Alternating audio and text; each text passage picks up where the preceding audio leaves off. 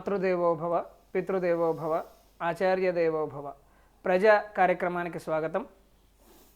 తాడిపత్రి నుండి ఐటీ ఉద్యోగి వికాసరావు గారు అడుగుతున్నారు. వయస్సు పేర్కొనలేదు.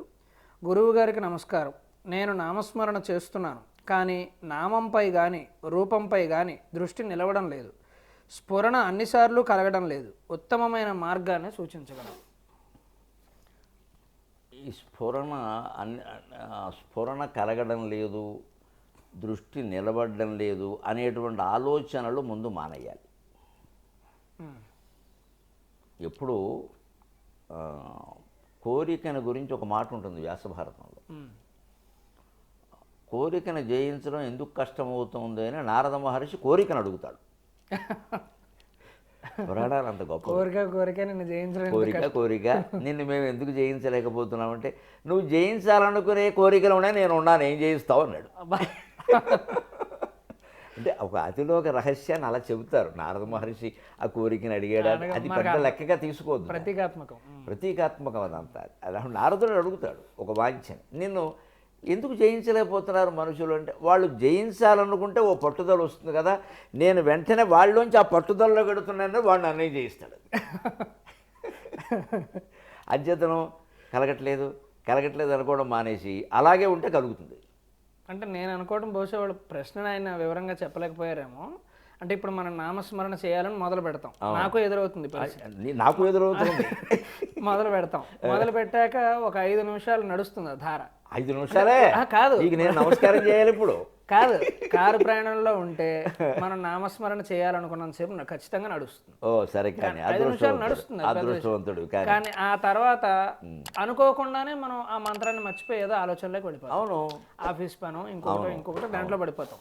ఇక అది మళ్ళీ గుర్తురాదు. సాయంత్రం అనుకుంటాం, ఈ రోజు చాలా పట్టుదలగా నామస్మరణ చేయాలనుకున్నాం కదా, ఎలా అయిపోయింది ఏమిటి రోజు అంతా అనిపిస్తుంది. అంటే మళ్ళీ నామస్మరణ చేయాలనే స్ఫురణ అంత తొందరగా కలగదు, అది దృష్టికి రాదు. అప్పుడు ఏం చేయాలంటే, వివేకానందుడి గ్రంథాల్లో ఒక మాటలో ఉంటుంది, అది 3 చెబుతాడు ఆయన, ఆ స్టేజెస్, ఆ దశలు. విక్షేపం, వెనక్కి రావడం, విశ్రాంతి అంటాడు ధ్యానంలో. విక్షేపం అంటే మనం ధ్యానాన్ని కూర్చుని ఏదో నామస్మరణను ఏదో చేస్తూ ఉంటే విక్షేపం పక్కకి కడుతుంది. వెడుతుందని నీకు తెలుస్తుందా లేదా, దాని మీద దృష్టి పెడి, ఆ విక్షేపం మీద దృష్టి పెడితే వెంటనే వెనక్కి వస్తాం. దాంతోపాటు మనం వెళ్ళిపోకూడదు. ఏం జరుగుతుందంటే ఆలోచన రాగానే ఆలోచనతో పాటు మనం పరిగెట్టేస్తూ ఉంటాం. నిజానికి ఆలోచన మనం వేరు కాదు, అది సమస్య, అదే పరిగెట్టేస్తాం. కానీ అందులోనే ఎప్పుడైతే నీకు అసలు నిలబడడం లేదని ఎందుకంటున్నారు, నిలబడడం లేదనే విషయాన్ని ముందే ఆయన గుర్తించారు. There the problem is solved. Krishnamurthy garu చెబుతాడు అన్నమాట, నువ్వు ఆ విషయాన్ని గుర్తించావంటే అది పరిష్కారం అయిపోయినట్టే అని. మనం దానికి ఏదో ప్రయత్నం అక్కర్లేదు, గుర్తించారుగా మీరు. ఎక్కడ ఆగుతుంది చూడండి, ఎక్కడ వెడుతోంది పక్కకి, ఎక్కడ ఆగింది కాదు, ఎక్కడ వెడుతోంది అక్కడ దృష్టి పెట్టండి. వెనక్కి వచ్చేసింది అంటే విక్షేపానికి ముందుకెళ్ళింది, మీరు వెనక్కి తీసుకురండి, విశ్రాంతిగా ఉంటుంది. మళ్ళీ ఎక్కడ విక్షేపంలో వెడుతోందో గమనించాలంటే ఆలోచన మీదే దృష్టి పెట్టాలి. అంటే నామం మీదే దృష్టి పెట్టి, నువ్వు ఆలోచన నామంగా మార్చారు మీరు. ఇప్పుడు నామం రూపం రెండూ లేని ధ్యానం వేరు, దాని గురించి ఇప్పుడు మనం మాట్లాడుకోవట్లేదు. వారు అడిగింది నామరూప ధ్యానం గురించి, అందుకని అదే మాట్లాడదాం.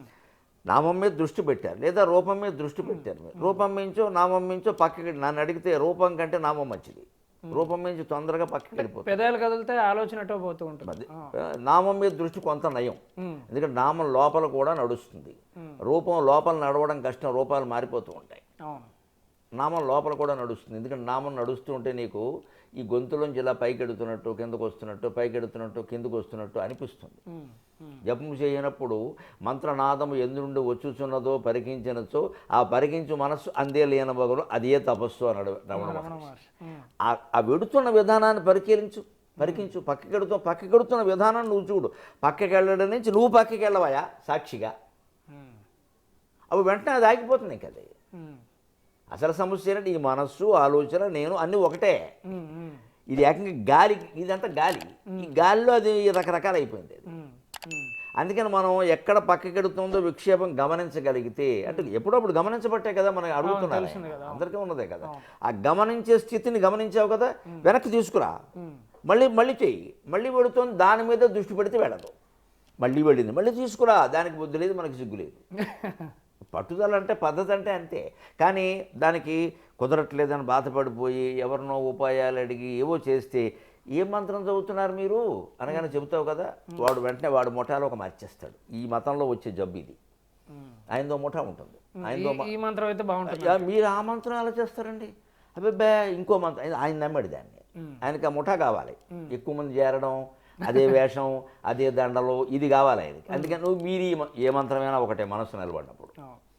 పక్కగా చెప్పాలంటే కొందరు ఇబ్బంది పడతారు కానీ చెప్పేస్తా, XYZ కూడా మంత్రమే. దృష్టి పెట్టగలిగితే నువ్వు దృష్టి పెట్టగలగాలి. ఎందుకు మాట్లాడతారు ఇవన్నీ? ఇప్పుడు అక్షరం మంత్రం కానీ అక్షరమే లేదు, అమంత్రం అక్షరం నాస్తి. ఇంగ్లీష్ కూడా మంత్రమే.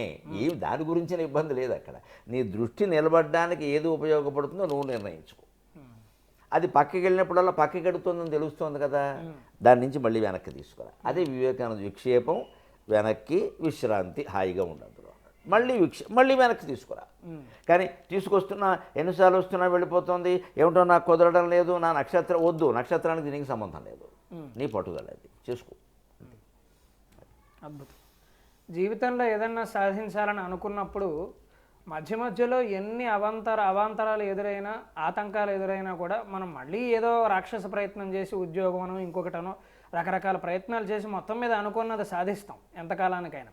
అదే పట్టుదల నామస్మరణ విషయంలో కూడా మనం కలిగి ఉండగలిగితే, ముఖ్యంగా మనం పూజ గదిలో కూర్చుని ప్రార్థన చేస్తున్నప్పుడు నాన్నగారు చెప్పినట్టుగా ఆ దృష్టి పక్కకు వెళ్ళిన ప్రతిసారి ఒకసారి కళ్ళు తెరిచో లేకపోతే ఇంకొక రకంగా ఎవరి ప్రయత్నాలు వారివి తెరిచి, ఇప్పుడు నేను పూజ గదిలో ఉన్నాను కదా, మిగిలిన ఆలోచనలు కాసేపు పక్కన పెట్టొచ్చును కదా, ఈ 5 నిమిషాలు దీని గురించే నేను నామస్మరణ చేస్తాను అని మనకు మనం కాస్త గట్టిగా చెప్పుకొని మళ్ళీ గురి పెట్టే ప్రయత్నం చేయాలి. ఇలా కొన్ని వందల సార్లు మనం ప్రయత్నం చేస్తూ ఉంటే ఎప్పటికైనా తప్పనిసరిగా కుదురుతుంది. ఆ కుదరడమే చాలా గొప్ప ప్రజ్ఞ అని నాన్నగారు చెప్పారు. అందరం ప్రయత్నం చేద్దాం, అందరం అదే మార్గంలో ఉన్నాం. స్వస్తి.